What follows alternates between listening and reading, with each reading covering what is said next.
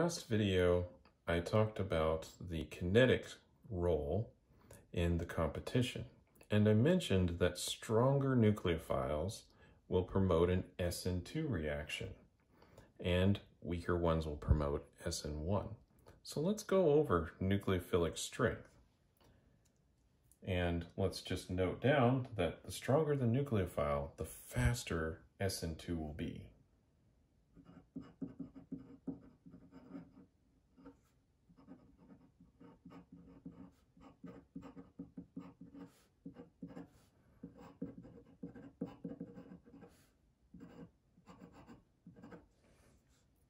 So we should consider what are weak nucleophiles and what are strong nucleophiles. So some examples of weak nucleophiles are water, alcohols, and then a little bit stronger than that is ammonia and nitrogen-based bases, or these molecules here. Now, you'll notice that all of these molecules are neutrally charged.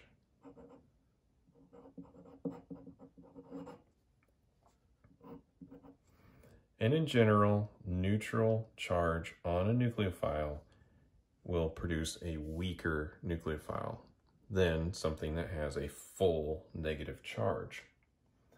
So if we look down here, we have several strong nucleophiles in order of increasing strength. So we start off, we have iodine, which has a negative charge on it. So it's a much stronger nucleophile than the list up here. But this is a fairly stable ion, so it's a little bit less, or the lowest on this list of strong. Then we have the rest of the halogens. We have some HS and RS, so deprotonated thiols. And that's roughly equivalent to carboxylic acid that's been deprotonated as well. Then we move up a little bit in strength to our hydroxide, which is a very good base, but it's also a good nucleophile. And our deprotonated alcohol, or alkoxide. Then we can move up to our deprotonated nitrogen compounds. And then we get even further up, and we get into the nucleophilic carbons, which is just a carbon negative or methyl negative here. And you might say, well, how do we produce these? Well, we'll have to have some kind of counter ion on there. So a lithium or magnesium bromide or something like that can generate these very strong nucleophiles. Now, this list is not perfect. Just keep in mind that there are things that can change the strength of a nucleophile. One of those things is the solvent. So, I should mention before I get too far, notice how all of these strong nucleophiles have a negative charge.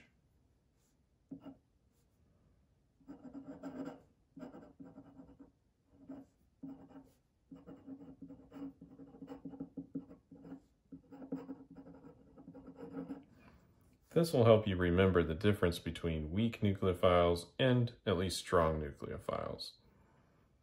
All right, now I mentioned that the solvent can play a role in the strength of a nucleophile.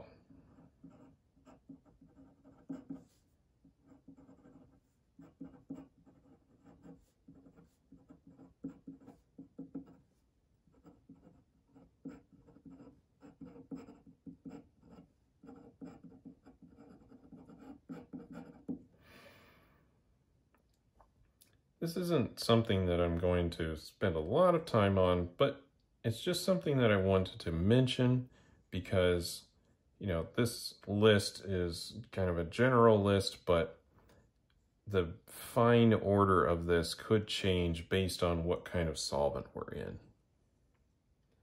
Now,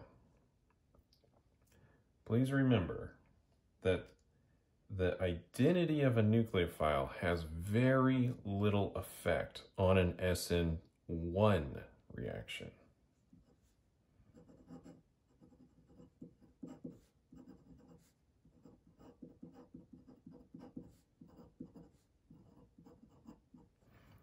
this is going to be affected only really by the leaving group ability.